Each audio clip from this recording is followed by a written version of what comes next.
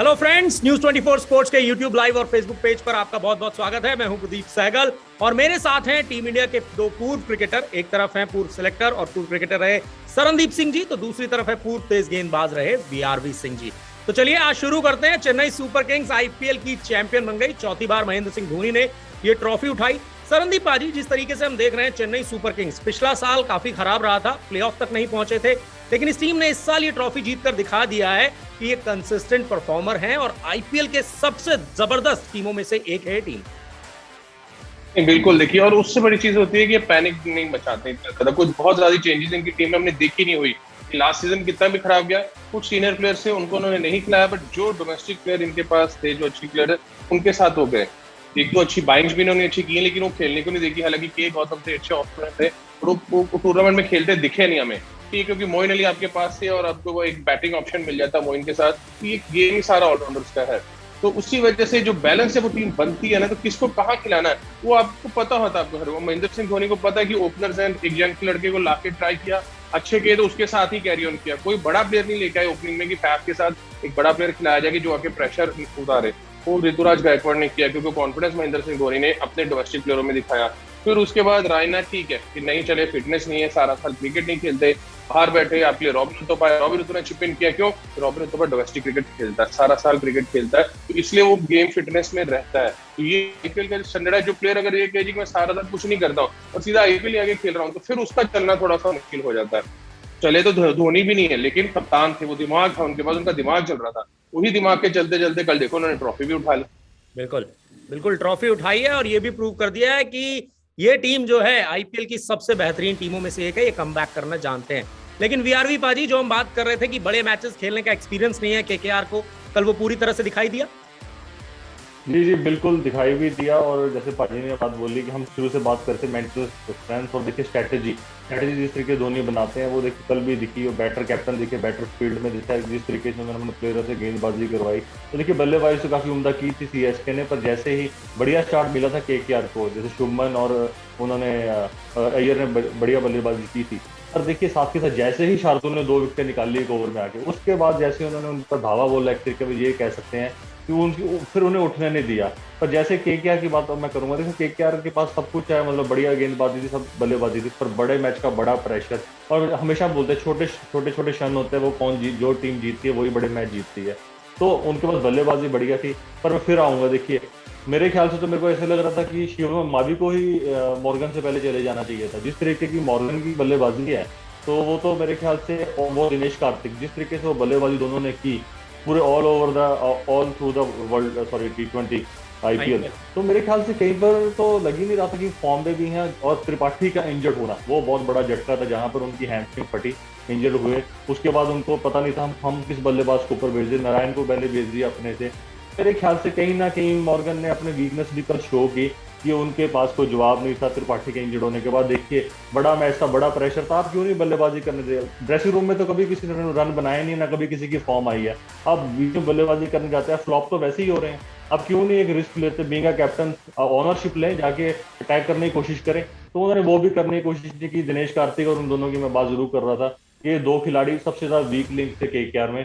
हाँ, पर जैसे भाजी ने बात की, वेंकटेश अय्यर हो, शुभमन गिल हो, उन्होंने बढ़िया प्रदर्शन जरूर किया इस टूर्नामेंट में।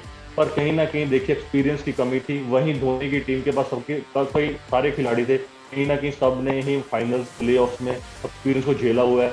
चाहे वो रॉबिन उत्तपा ने केकेआर के लिए भी किया हुआ है, उन्होंने कल सीएसके के लिए बढ़िया पारी खेली। मोइन अली हैं, जैसे धोनी खुद हैं, राइडू हैं, देखिए ये सारे तमाम खिलाड़ी जिनका मैं नाम लिया है, इनको सबको फाइनल का एक्सपीरियंस था। और कहीं ना कहीं इनका जो सा पिछला कैरियर है वो भी बहुत बड़ा और शानदार है। बड़ी स्ट्राइक रेट से खेलते रहे, बड़ी बड़ी एवरेज से रन बनाए हुए हैं। तो वही कल हमें देखा, एक एक्सपीरियंस वर्सेस केकेआर का थोड़ा सा मेरे को लगा लैग किया। साथ ही साथ ये बोल सकते हैं पर केकेआर की कल गेंदबाजी उस लेवल में नहीं लगी। हाँ, स्पिनर्स उतने इफेक्टिव नहीं लगे। वही बात होती है जब बड़े मैच में कौन दबाव ले पाता है, तो यही हुआ। पर इयन मॉर्गन मैं काफी निराश हुआ कि जिस तरीके से कल उन्होंने इतना नीचे जाकर अपनी बल्लेबाजी की। हम मजाक में बात कर रहे हैं, पर प्रदर्शन नहीं किया। साथ ही साथ ये बोलना चाहूंगा कि उनसे बेहतर तो मावी बल्लेबाजी कर रहे थे। राइट, तो सही बात है। केकेआर का अगर मिडिल ऑर्डर अच्छा प्रदर्शन करता तो शायद मैच का रिजल्ट कुछ और हो जाता। लेकिन सरनदीप पाजी, ये बात तो सही है कि चेन्नई को एक्सपीरियंस भी ज्यादा था और उन्होंने उसको एग्जीक्यूट भी बेहतर तरीके से किया। लेकिन अगर मैं पूछूं आपसे, मैच का टर्निंग पॉइंट जहां पर पूरी तरह से गेम पलट गया, कौन सा रहा आपके लिए वो क्षण? देखिए, ओपनिंग गेम का टर्निंग पॉइंट था आपका। अगर सीएसके की बात करें, उनको ओपनर से अच्छा स्टार्ट किया और उसको कैरी ऑन किया। ऋतुराज आउट भी हो गए, लेकिन फैफ डु प्लेसिस चलते गए, रणवीर उत्तपा ने उनमें चिप इन किया। तो पहले तीन जो प्लेयर थे उन्होंने ऑलमोस्ट ही जो मैच था 50-60% मुझे लगा था कि इनके हाथ से निकल गया। क्योंकि जब टारगेट, मुझे कल हम बात कर रहे थे, मैंने कहा था अगर पहले बैटिंग करें 170 और 75 में रहेंगे, पर ये 20 रन एक्स्ट्रा बने, 190 तक गए। तो जब वो गेम वहां तक जाती है, वो ऑलरेडी आधी आप गेम से बाहर हो जाती है। वो एक ही ऑप्शन बचती है कि बहुत ही जबरदस्त अच्छे बैटिंग विकेट पे खेल रहे हैं और आपके बैट्समैन भी अच्छे फॉर्म में है कि जो कि मैच जिता सकते हैं, जो नहीं हो रहा था केकेआर की तरफ से खाली। तो वो एक टर्निंग पॉइंट था इनके ओपनर की। गेंदबाजी तो जो जैसी थी वैसी थी, कुछ इतना फर्क नहीं है। तो केकेआर के स्पिनर्स भी अच्छा ही डाल रहे थे, लेकिन उनको फैफ डु प्लेसिस और ऋतुराज खेले बड़ी अच्छी तरह से, खूबसूरती से उन्होंने खेला। पिक अच्छा, वही, क्योंकि आप अच्छी, दोनों की लड़ाई थी, दोनों अच्छे फॉर्म में थे, उनके बॉलर अच्छे चल रहे थे, इनके बैट्समैन। लेकिन चला कौन? बैट्समैन का लड़ा भारी था, उसने रन बनाए, उनके ऊपर प्रेशर डाला, केकेआर तरफ से नहीं डाला। और उससे बड़ी चीज ये थी केकेआर के लिए कीपिंग। दिनेश कार्तिक ठीक है, बल्लेबाजी से कुछ नहीं किया, कीपिंग में भी अपनी फिटनेस सब पे छोड़ी। इस मैच में भी आपके हाथ में बॉल नहीं आ रहा था, रनआउट छोड़े, कितनी चीज लग रही थी कि इसको समझ ही नहीं आ रहा हो क्या रहा है। और दूसरी तरफ फिर आप धोनी को देखें, धोनी भी तो वही काम कर रहा है, सारा साल नहीं खेला, बट उसकी कीपिंग है। उसमें से कभी आपको लगा ऐसा कि वो गेम में नहीं है, गेम से बाहर है? तो ये टर्निंग पॉइंट्स होते हैं गेम के अंदर, जब आपके सीनियर्स खिलाड़ी जब वही लापता होते हैं ना कि भाई हम कहाँ हैं, हमें उनको पकड़ के लेके आओ बीच में। तो जब तक आप लेके आते हो तब तक चीजें हाथ से निकल जाती हैं।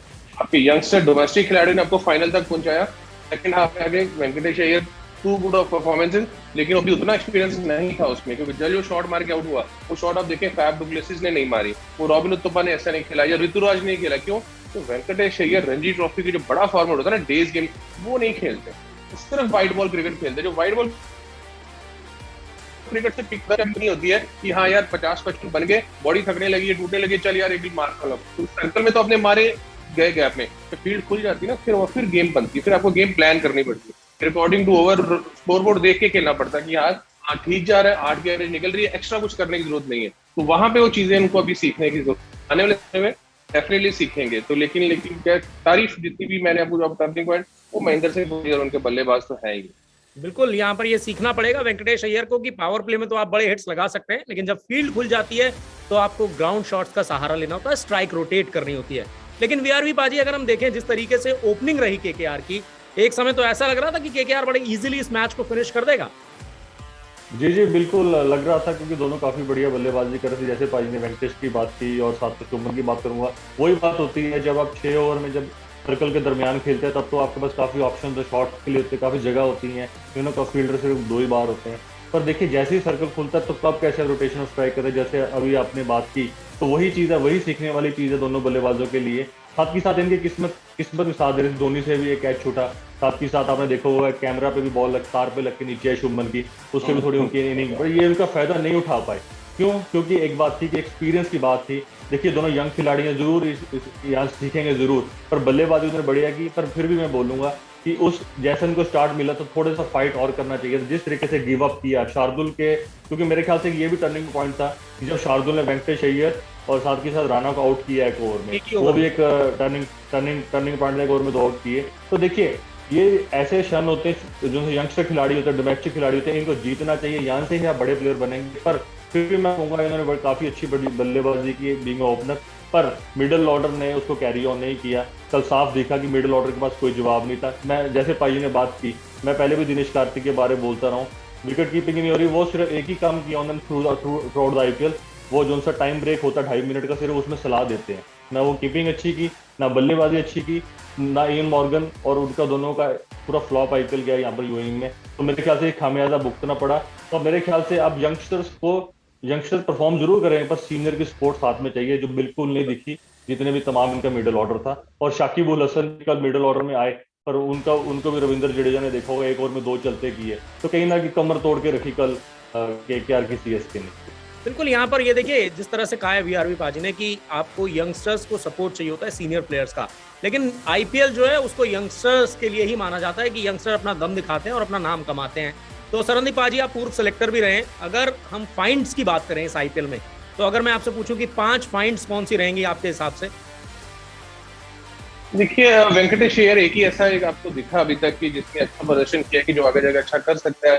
बाकी शिवम मावी से बहुत इंप्रेस हुआ, आविश खान में इसलिए इस सीजन उन्होंने देखिए लास्ट सीजन ईशांत शर्मा खेल रहे थे, उमेश यादव, वो दोनों सीनियर एक्सपीरियंस गेंदबाज बाहर बैठे और आविश खान को दिल्ली कैपिटल्स खिलाया और उसने अच्छा भी करके दिखाया। तो वो एक अच्छी यंगस्टर्स हैं क्योंकि काफी समय से स्कीम ऑफ थिंग्स में चल रहे थे, हमारे भी अभी नए सिलेक्शन आए उनके साथ भी चलते रहेंगे। तो ये 3-4 प्लेयर ऐसे हैं। अब हर्षल पटेल का मैं ये नहीं कह सकता कि वो फाइंड है क्योंकि काफी समय से खेलते आ रहे हैं और उतना अच्छा कभी किया नहीं, ये डोमेस्टिक भी खेलते हैं। तो ये एक ऐसा सीजन था कि जिसमें उन्होंने स्पिन ने डाल की, तो उनको मैं एक्चुअली उस फाइंड में नहीं देखूंगा कि यार एक जेन्युइन फास्ट बॉलर की अगर हम मावी आविश खान की बात कर रहे हैं, वेंकटेश अय्यर की बात कर रहे हैं, तो उसमें वो स्कीम ऑफ थिंग्स में नहीं फंसता। उसके बाद अर्शदीप सिंह का पंजाब का लेफ्ट आर्म फास्ट बॉलर पिछला सीजन खिलाया, बेटर लगे। इस सीजन तो उन्होंने ऐसा था कि जैसे वो सीनियर गेंदबाज है उस तरफ से आके गेंदबाजी कर रहे थे, 5 विकेट निकाले एक मैच में, लास्ट के ओवर्स डाल रहे थे आपके, तो वो है और रवि बिश्नोई, तो वो बेटर ही होता जा रहा है। लास्ट सीजन हमें कहा था कि अच्छी फाइंड है, बट इस सीजन जितना अच्छा उसने कॉन्फिडेंस दिखा अपनी गेंदबाजी पे वो काबिले तारीफ है। तो ये 5 ऐसे यंगस्टर्स हैं जिनको मैं अगर देखना चाहूंगा कि आने वाले समय में कि डोमेस्टिक क्रिकेट में कैसा करते हैं। आईपीएल एक छोटा फॉर्मेट खत्म हो गया, बट अब बड़े फॉर्मेट जो अगर रणजी ट्रॉफी होती है अभी, तो जैसे भी होगा दोबारा सीजन शुरू होगा, उसमें जाके बड़ा प्रदर्शन करे तो फिर जाके लगता है कि नहीं भी हाँ अब आपकी स्टैंडिंग्स होती है उस लेवल पे, आपको गिना जाता है, फिर आपका बेस प्राइस भी बढ़ता है। नहीं तो होता क्या है कि हर साल आप सोचते रहेंगे यार मैं इसी में फंसता रहता हूँ। तो अच्छे से बेटर और बेटर से वेरी गुड कैसे बनना है हमें, तो वो सफर ये होता है स्टैंड में आपको तैयार करा, वो सीखना पड़ेगा इन लोगों को। तो जितना जल्दी सीख लेंगे उतना आपके लिए अच्छा है, क्योंकि इतनी तेज गेम निकलती है आपके हाथ से कि आपको पता भी नहीं चलेगा कि वक्त कैसे आपके हाथ से निकल गया। एक सीजन अच्छा हुआ, अब अगले सीजन वेंकटेश अय्यर जब ये लोग आएंगे तब ये सीनियर प्लेयर होके आएंगे जरूर। केकेआर मुझे लगता है इनको दोबारा बाई तो करेगी, एक अच्छा खिलाड़ी आपको ऑलराउंडर मिलता है तो नेक्स्ट सीजन आपके ऊपर प्रेशर डबल हो जाएगा आपके ऊपर। नहीं भी पिछला साल तो ठीक है, अब इस साल हमें सारे मैचेस जिता के दिखाइए, तो वो देखना पड़ेगा कि इस वो जो पीरियड है बीच का उसमें कैसे आप अपने आप को देखें। तो पाजी ऋतुराज गायकवाड़ ने पिछले सीजन में वो झलक दिखा दी थी कि उनमें वो पोटेंशियल तो है, लेकिन इस सीजन में जिस तरीके से बल्लेबाजी की है, सबसे युवा खिलाड़ी है और ऑरेंज कैप भी अपने सर सजाई है, क्या कहना चाहेंगे उनकी परफॉर्मेंस के बारे में? नहीं देखिए बिल्कुल, क्योंकि डोमेस्टिक काफी समय से खेलता आ रहा है। मैं उन खिलाड़ियों की भी बात की जो उतनी डोमेस्टिक भी खेली और एकदम चमक से बाहर है। इस तरह हम शुभमन गिल की भी बात कर सकते हैं। ऋतुराज जिस तरह से मेच्योरिटी शो की, वो मेच्योरिटी तभी आती है जब आप रणजी ट्रॉफी 3-4 साल से खेल रहे होते हैं। डेज मैचेस की बात करता हूँ, व्हाइट बॉल क्रिकेट है ठीक है, ये व्हाइट बॉल T20 होता है, बट रन वही करता है जो तीनों फॉर्मेट खेल सकता है और प्रेशर वही झेल सकता है तो रणजी ट्रॉफी के डेज मैचेस खेलता है। क्योंकि 4 दिन का मैच होता है और आपको 3 महीने का सीजन होता है रणजी ट्रॉफी का, सेशन टू सेशन आपको प्लान करके अपनी गेम्स को बिल्डअप करना पड़ता है, इसलिए आप बड़े प्लेयर बनते हो। और वो जो बिल्डअप कर मेंटली स्ट्रेंथ आपको आती ताकत आती है, वो आपके इन बड़े मैच में जाके आपके लिए फायदेमंद साबित होती है कि हाँ भाई मैंने इस टाइम पे इसे प्रेशर सिचुएशन हैंडल की थी, ये वही आ रही है, मुझे इस तरह से इसको हैंडल करना है। ये छोटी छोटी चीजें होती हैं, वो अगर आप उसको पकड़ लेंगे ना तो देखिए आपका लेवल ऐसे ऐसे ऐसे ही जाता है। बिल्कुल, कहा जाता है ना सोने में भी तपने के बाद ही निखार आता है, ऐसे ये खिलाड़ी भी जितना डोमेस्टिक क्रिकेट खेलेंगे उतना निखरते जाएंगे। लेकिन वीआरवी पाजी, यहाँ पर सरनदीप पाजी ने बात की आवेश खान की, आप भी एक तेज गेंदबाज रहे हैं, आपको सबसे अच्छा क्या लगता है उनकी गेंदबाजी में? एक पोटेंशियल खिलाड़ी नजर आता है उनमें? जी जी बिल्कुल, काफी पोटेंशियल आती है। देखिए मैं गेंदबाज को किस तरीके से देखता हूँ कि वो तीनों फॉर्मेट के खेलने के लायक होना चाहिए, और आवेश खान में वो खूबी है कि वो तीनों फॉर्मेट खेल सकता है। लॉन्गर फॉर्मेट के लिए भी वो काफी अच्छा एक विकल्प हो सकते हैं आने वाले फ्यूचर में। सबसे बड़ी चीज वो मेहनत करके आए थे इस सीजन, और मैंने कहीं उनकी इंटरव्यू पढ़ी थी, 5 से 6 किलो वेट लूज करके आए थे, बॉडी मसल मास को बढ़ा कर आए थे। उससे क्या होता है कि बॉलर को पता है कि मेरी डिमांड्स क्या है ऊपर की क्रिकेट की। तो देखिए जो फास्ट बॉलर के लिए देखिए आपके पास सब चीज हो सकती है, आपके पास अच्छी बॉलिंग है, आपके पास स्किल अच्छे हैं, पर आप साथ साथ बढ़िया फिटनेस भी होनी चाहिए। जो वो समझ चुके हैं कि मेरे को फिटनेस चाहिए, मेरे को थोड़ा वेट कम करना चाहिए, उसी कारण वो कह रहे थे कि मैं बॉडी मेरी लाइट फील हो रही है जब मैं ग्राउंड में बॉल करने के लिए भागता हूँ। तो देखिए वो अपनी बॉडी को भी समझने लगे। जब ये फास्ट बॉलर अपनी बॉडी को समझने लग जाए, बॉलिंग तो देखिए सारे बढ़िया करने की कोशिश करते हैं, और जब अपनी बॉडी का ख्याल रखते हैं तो वो जब साथ देना शुरू करती है तो उसके रिजल्ट आपको दिख रहे हैं उन्होंने कैसे आईपीएल में दिए। और साथ ही साथ देखिए उनकी सबसे बड़ी बात क्या है कि उनके पास विकल्प भी हैं। ये नहीं है कि सिर्फ एक बॉल ही डाल दें, उनका वेरिएशन भी है। उनका स्टॉक बॉल जो सा है वो बहुत अच्छा है, वो अपनी जो सी हार्ड लेंथ जो सी हिट करते हैं, जो हम हर्षल पटेल को मिस करते हैं। हम हमेशा बात करते हैं कि वो ज़्यादा स्लोअर ओवर्स पर निर्भर रहते हैं। आवेश खान की जो सी हार्ड लेंथ है वो एक प्रॉपर फास्ट बॉलर वाली है, वो जोर की हिट करते हैं आकर। साथ ही साथ क्या होता है कि जब आपके पास 140 और 142 की गति हो तब आपकी वेरिएशंस भी ज़्यादा काम करती हैं, वो चाहे स्लोअर वन हो चाहे स्लोअर बाउंसर्स हो। तो इसका उन्होंने काफ़ी खूबी से मुजाहरा किया ड्यूरिंग आईपीएल।